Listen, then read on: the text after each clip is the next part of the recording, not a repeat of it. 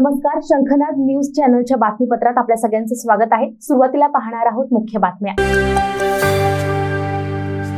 गणेश उत्सवानिमित्त गोंदिया शहरामध्ये विविध सार्वजनिक गणेश मंडळातर्फे विविध देखावे यावर्षीही साकारण्यात आले आहेत। मात्र यामध्ये सर्वात आकर्षित करणारा देखावा गोंदिया येथील श्री शंकर चौक गणेश मंडळाच्या वतीने साकारण्यात आला आहे। भव्य अशा अमृतसर येथील दुर्गियाना मंदिराची हुबेहूब प्रतिकृती या ठिकाणी देखावा स्वरूपात साकारण्यात आली आहे। हा देखावा पाहण्यासाठी भाविकांची मोठी गर्दी या ठिकाणी पाहायला मिळत आहे। मध्य प्रदेश आणि छत्तीसगड राज्यातून देखील मोठ्या प्रमाणात भक्तगण गोंदियात दरवर्षी येत असतात। यावर्षीही भाविकांसाठी देखील हा मंदिर आकर्षणाचा केंद्र ठरत असून मोठी गर्दी या ठिकाणी पाहायला मिळत आहे। गोंदिया शहरातही मोठ्या प्रमाणात सार्वजनिक गणेशची स्थापना झाली आहे। तर या गणेश मंडळाद्वारे अनेक विविध प्रकारचे देखावे सुद्धा तयार करण्यात आले आहेत। मात्र यावेळेस गोंदिया शहरातील सिंधी कॉलनी या ठिकाणी श्री शंकर चौक गणेश मंडळाच्या वतीने अमृतसर राज्यात असलेला गोल्डन टेम्पल सारखा साकारण्यात आलेला देखावा साकारलेला आहे। हे सोनेरी रंगाचं मंदिर प्रमाणे मंदिर साकारण्यात आलं आहे। मात्र तो दुर्गियाना मंदिर आहे अशी माहिती या ठिकाणी आल्यावर गणेश दर्शन व देखावा बघण्यासाठी येणाऱ्या लोकांना याची माहिती मिळते। मात्र हा दुर्गियाना मंदिर बघण्यासाठी मोठ्या प्रमाणात लोक या ठिकाणी येत आहेत। किमान 35 ते 40 वर्ष पूर्वी या गणेश मंडळाची स्थापना केली होती आम्ही आमच्या वडिलांनी।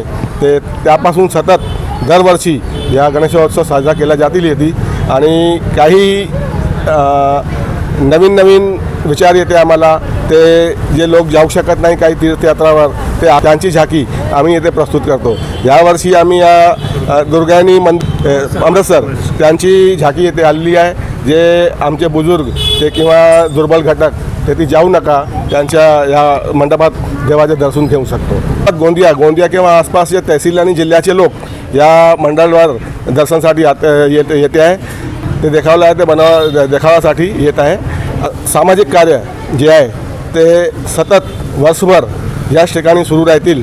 जिसा कावा नवरात्री उत्सव आता राम मंदिराचा साजरा केले नाही दुर्बल घटकासाठी के जे कॅम्प आहे आधार कॅम्प आणि यांच्या ब्लड कॅम्प जेही सर्व सामाजिक कार्य आहे आम्ही इथे घेतो आणि लोकांच्या या देवाची कृपाने आम्ही गणपतीचं दर्शन घेण्यासाठी इथे आलेलो होतो। तर आम्ही सर्व गणपतीचं दर्शन घेतलेलं। मग इथे आम्ही सिंधी कॉलनी म्हणून एक कॉलनी होती आणि तिथे आम्ही गणपतीचं दर्शन घ्यायला आलो। तर तिथे एक गोल्डन टेम्पल सारखं मंदिर होतं। आम्हाला असं वाटलं की गोल्डन टेम्पल म्हणून इथे मंदिर आहे, पण आम्ही आतमध्ये आलो तर एकदम मस्त आणि दृश्य अशी मस्त गणपतीची मूर्ती दिसली आणि एकदम मस्त देखावा होता। तर इथे दुर्गानीय मंदिर म्हणून इथे आतमध्ये आल्यानंतर समजले, इथे भाविकांनी सगळ्यांनी सांगितलेलं की इथे दुर्गानीय मंदिर आहे। हे दुर्गानीय मंदिर म्हणून मोठ्या प्रमाणामध्ये लोक गोल्डन टेम्पल म्हणून बघायला येत आहे। शंखनाद न्यूजसाठी ब्युरो रिपोर्ट।